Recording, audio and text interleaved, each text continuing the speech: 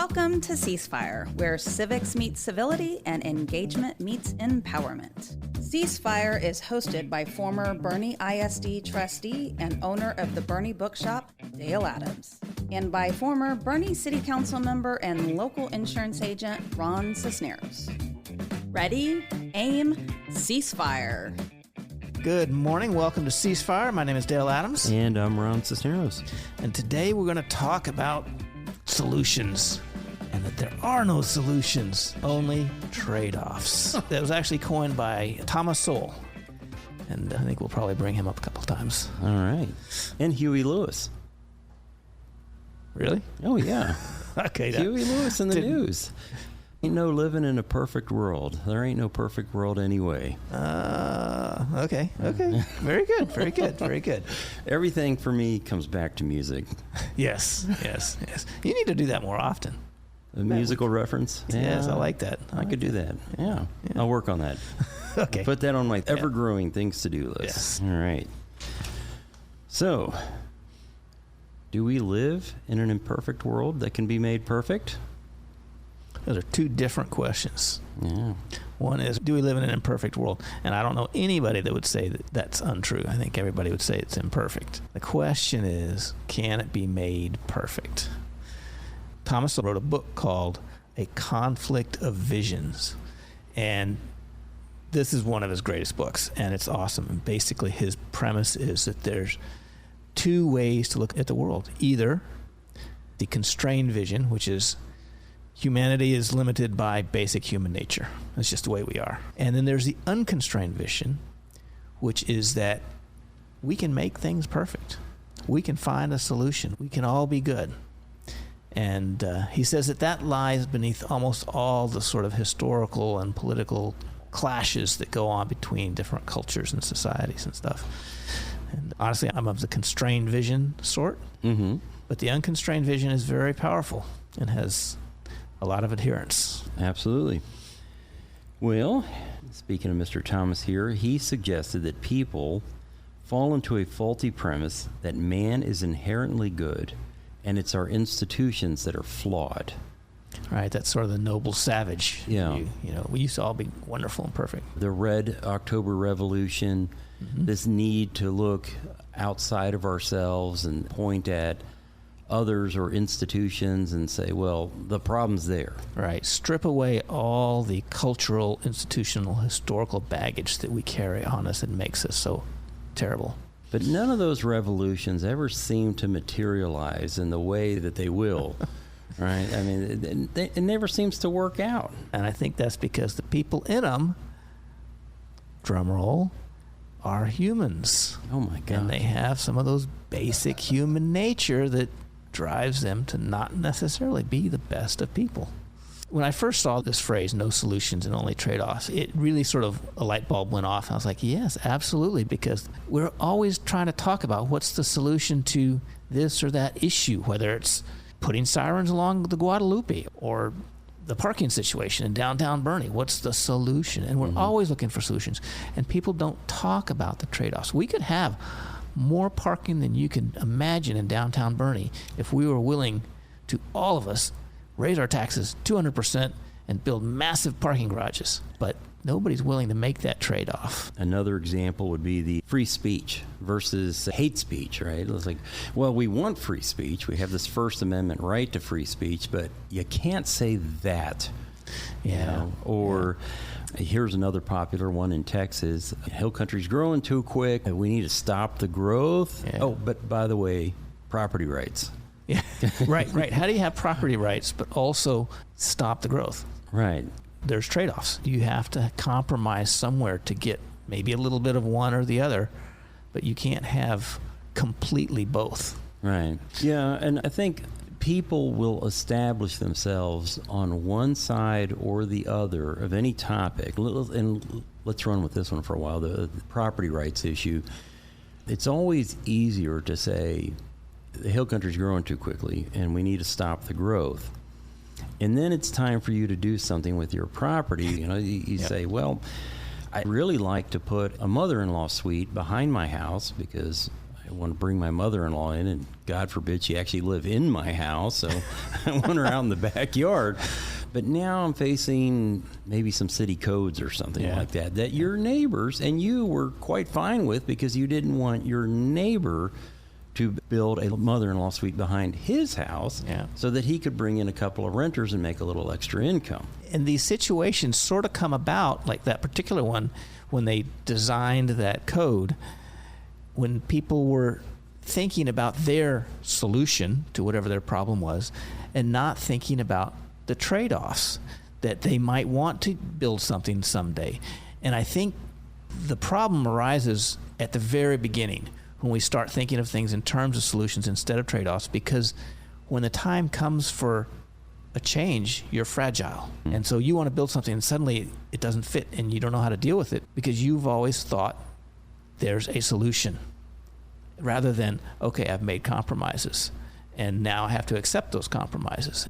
By not acknowledging the compromises you make and the trade-offs you make, you tend to deny that there's other options out there.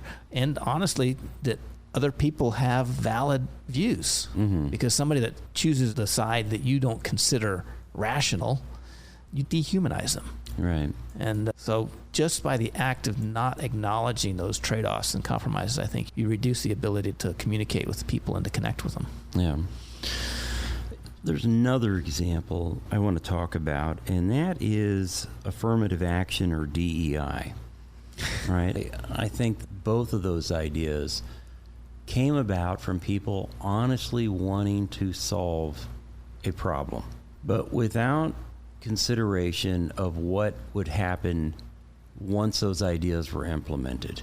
Honestly, I think in that situation, that was a gradual progression. I think initially the programs and stuff that they started acknowledged those trade-offs, and it was a lot milder and did not include quotas and such. But over time, I think people started to think in terms of solution rather than trade-offs, and they became blinded to the trade-offs that they ended up having to make, which now we're sort of stuck with, and we're having these huge fights about affirmative action and who gets what position at school and all that kind of stuff. And there was something that you said earlier, you talked about dehumanizing, and that's what triggered my thought on affirmative action. I remember when the city of Bernie had cumulative voting, which is the process where if you had 3 seats up, you could cast 3 votes for one candidate. It was a very odd system, but when they wanted to undo that and go to single-member districts, there was a lot of discussion at City Hall back when they used to meet there. I wasn't on council at that time. But anyhow, I was at one of the meetings, and they were talking about how this move to single-member districts would increase the Hispanic vote.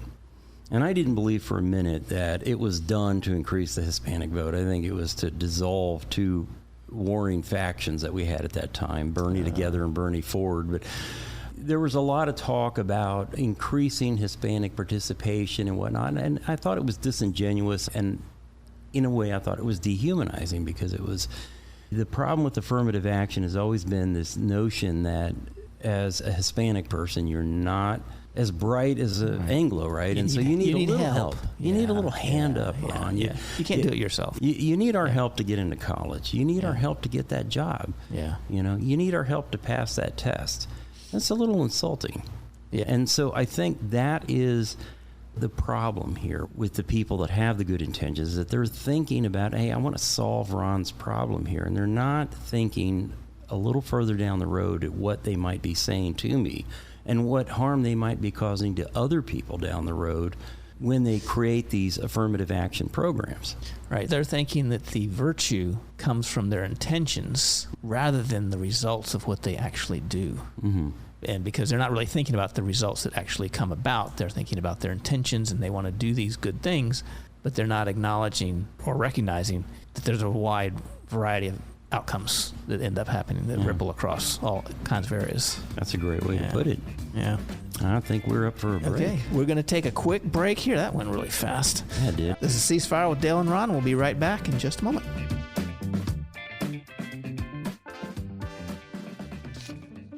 Bernie has its own bookshop. In fact, it's called the Bernie Bookshop. Hi, I'm Dale Adams, inviting you to get lost. Get lost in a good book in our relaxed and casual atmosphere. We have a wide and eclectic selection in the Bernie Bookshop, and we pride ourselves on finding what you're looking for. We do author meet and greets, host writing workshops, and can connect you with a good book club. And your young ones will absolutely love our kids section at the Bernie Bookshop. And while we want you to get lost, we're easy to find, as we're in the heart of Bernie, at the back of the Richter Tavern building. We are the Bernie Bookshop.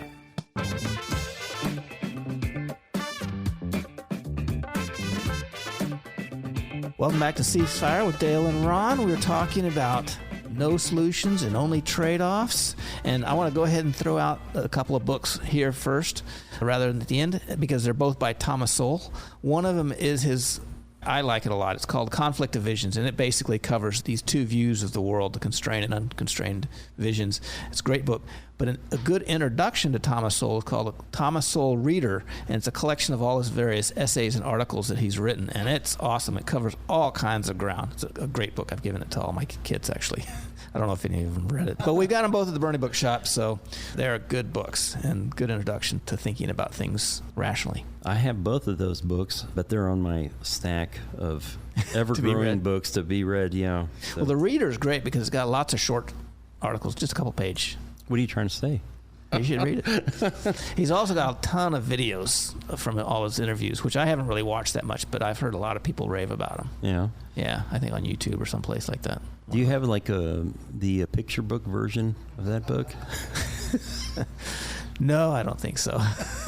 But I bet you could make one because his stuff makes a lot of sense. And it's really basic kind of stuff. It's well articulated common sense. Another point about the solutions versus trade-offs that sort of came to my mind is when you think of things in terms of just solutions and like single solutions, it dehumanizes the people that don't agree with you. But that also can lead to violence, because when you see that there's a solution and there's opposition to that solution, then the opposition, there's got to be something wrong with them. All right. Right? But when you start to view things in terms of trade-offs, it forces you to acknowledge that there's two sides to an issue and that there's alternative ways of doing things and other important factors that may play a factor in the decision. And that sort of restricts your ability to justify violence. But we see a lot of people justifying a lot of different kind of violence now, and I think it comes from this idea that our answer is the only answer. Right. Yeah, there's only one way, yeah. And it's my way or the highway. That's an interesting thought. And again, I want to make that local because our show is local. Yeah. Our listeners are local. Well, I don't know that. Barron could tell us. I've probably got people worldwide listening since we're on the internet. We get into that trap a lot here. For example, the infamous gateway, right? Mm.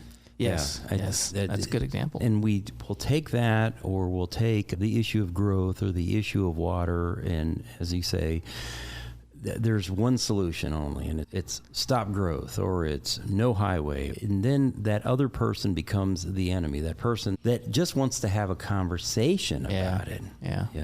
You can't even get to that point. Are you saying we should have a radio show on the gateway? We should, actually. That would be interesting. I think so. Yeah, we could do that. As long as it doesn't go by my house.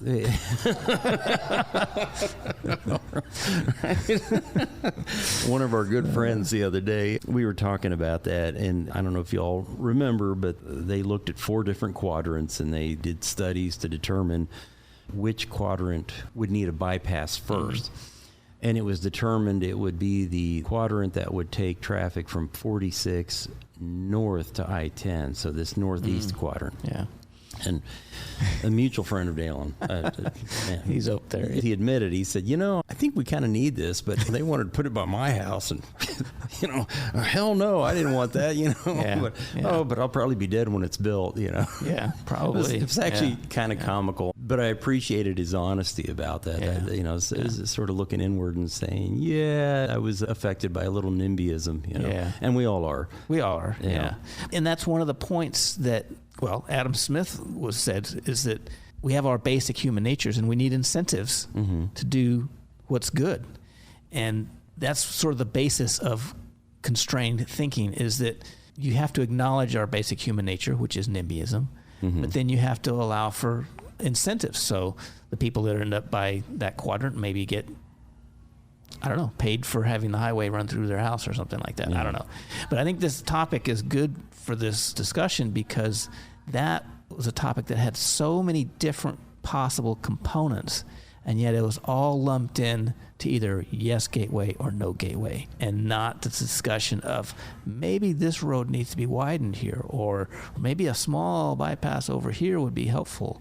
It was always all or nothing, and the solution was either yes or no. Yeah, and it's interesting you say that because I remember I was on council when this came up. Council never even got to look at it. It never got past the commissioner's court, right? And that frustrated me because I wanted to have a discussion on it. And I felt that the whole process was flawed when it was brought to commissioner's court because we looked at the entirety of the proposal. Yes. And I thought, well, okay, can we just look at a segment? Because I think a lot of people, I don't want to engage in a sweeping generalization, but there's a good chunk of the population that believes there is a traffic problem on the east side of Boerne, and we never got to address that because it was you're all in for the gateway or you're all against. And I'm like, how about just a simple bypass? I can't even have that conversation. Yeah. Just get me from I-10 to 46 somehow. That's all I want. So I am going to take a wild turn here, but I'm going to connect this here real quick. This is a lot like love. It is, and I'll tell you why. Because in marriage, I think any good counselor will tell you there's no perfect marriage, right? Yeah. And you have to work at it. It's a constant struggle. You have two identities coming together, forming one, and you have to make sacrifices. You have to make compromises. You have to say, hey, babe, I don't like it when you leave your toothbrush out like that and you don't put the toothpaste away. And she'll say, well, hon, can you put the lid down? And I can say, well, can you wash that spoon when you're done with it? And she can say, well, it's been 3 weeks since you mowed the yard. And so it's the struggle. I'm going to make another musical reference right now. Grace Jones had a wonderful song in the 80s, I'm Not Perfect, but I'm perfect for you. Do you remember that song? Nope. Now, anyway, it's a great reminder that when you walk into that, like really the second most important relationship you're ever going to have, first one is with God, second one's with your spouse, right? You are not perfect. She's not perfect, right? But you're perfect for each other. And you constantly have to work things out. And it's ongoing. It's ongoing. Right? It doesn't ever reach a final state. Yeah. And that's our relationship with our neighbors here in Boerne and in Kendall County, that nobody in this community is perfect. Probably the closest thing we have to perfection is Boerne radio. Well done.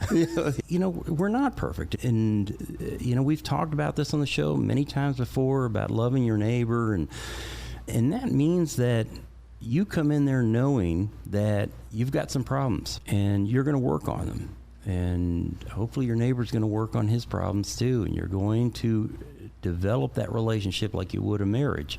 Yeah. Part of that is also the acknowledgement of your needs, but also of the other person's needs. Right. Just like with a marriage, with your neighbor, you need to acknowledge that they have needs and they have priorities that may not be the same as yours. And that's okay. It's all okay. And I think the marriage comparison is great for this because I would like to think everybody knows that marriages require constant work and constant trade-offs and compromises, and it doesn't reach some plateau where it's the same all the time. Right. Yeah. Would you say perfect? Nothing's perfect except God. Dang it. And I thought it was a good analogy. But it can always be improved. Yes. And have the open mindset of always improving. Yes, absolutely. Yeah, much like this radio show. Okay, your jokes are starting to get dry. I'll work on it. I think it's just because we don't know quite what to say next. Well, I got a little scripture here that I'd like to read, and I think it's relevant to our discussion. And this is from Matthew 19, verse 21. Let me give you the background. This is the rich man coming to Jesus and basically saying, hey, I want to join your team. And Jesus says to him, if you want to be perfect, go sell your possessions and give to the poor, and you will have treasures in heaven. Then come, follow me. And what did he do? He walked away. Walked away. Very sad. Yes, because it wasn't a solution. It was a trade-off. He had to give up something he wasn't willing to give up. And the message there was, yeah, you can have perfection in me, through me, right? And outside of him, there's no perfection, right? Yeah. And like you said, the big trade-off. Trade-off. He wasn't willing to make that sacrifice. And that is what we're talking about today, is that all of us are going to have to put something on the table. And leave something on the table. Yeah. Say, okay, you know what? I don't have to get everything I want. Yeah. I mean, I got my hamburgers at Hamby's now. I got my smash burgers, so like that's almost perfect. Yeah, like I don't care about the rest of y'all. I got what I wanted out of Bernie, so yeah. Wait, you're not fighting for that new Starbucks that's coming up? There's another trade-off. Everybody wants their coffee, but then they're complaining about the traffic. Well, if you want a business of any type, that's going to come with a parking lot or a building or construction, having to tear down a tree in a particular location. Yeah. There's trade-offs for everything. That's a great example. That's a recent one, too. And I'm glad you brought that one up, because if you go on Facebook and you read the comments, you would think that everybody is opposed to that. But I know from experience that the minute they open the doors of that drive-thru is going to be insanely packed. Yeah. And there's also this argument that, well, you're not supporting local if you go to that. I mean, that's, I could make the same argument about people who go to Whataburger instead of Hamby's. Yeah. It's like, you can like them both. It's not an either or. That's right. Trade-off. It's not a solution. Yeah. Somebody the other day, I don't want to mention who, but they've got a Facebook page, and they actually do a lot of good in the community. They highlight a lot of things, but they stirred the pot a little bit and said, who has the best tacos, Maggie's or Mary's? Like, oh, God. It's like, let's not start that drama. We need them both. They're both great, depending on what you're feeling at the moment. Right. The key is to acknowledge trade-offs. I mean, once in a while, we have a situation where we think the solution works, and it's great. And all that means is the trade-offs are so small that we don't notice them. But we should always notice trade-offs, especially the small ones, because they build, and because noticing them prepares us for noticing the bigger trade-offs that come later. So I encourage everybody to always notice trade-offs and accept them and say that's okay. I do want to say, though, that I don't know about Dale, but I can be bought. So if you want me to tell you what the perfect taco is in Bernie, go to his Facebook page. Yeah, you just send me a message on Facebook and a check for $50, and I'll tell you the best tacos in Bernie. I can be bought. Any closing thoughts? No, not really. I think it's been a great discussion. You don't have anything more to say because you said it all, because you're so perfect, Dale. No, don't even start. Jade hears that. Man, I'll never hear the end of it. She doesn't think you're perfect? No, she acknowledges that there's a lot of trade-offs in me. See, I think that marriage analogy really was spot on. I do too. No. I have these thoughts that I want to share. Go ahead. No, because I have to go home. And you're not going to my home. Right now, I have a really good marriage, and I just want to keep it that way. I think that's well spoken. Yes. Okay, I think we're going to go ahead and wrap it up. This is Dale and Ron on Ceasefire. If you missed any of our show, you can always go to bernieradio.com and hear this one, or any of our older ones. They're all there for your listening pleasure. And they're all perfect. The only trade-off is that you have to have a computer or a phone, and you have to log into it, and that's probably going to cost you a little bit on your internet plan or whatever. Yeah. And it'll take some time. It does take some time. Time is the ultimate trade-off. Yeah. It's the ultimate trade-off, and it will take time. But I think you'll get something out of it. So tune in sometime. Thank you again. We'll see you next week.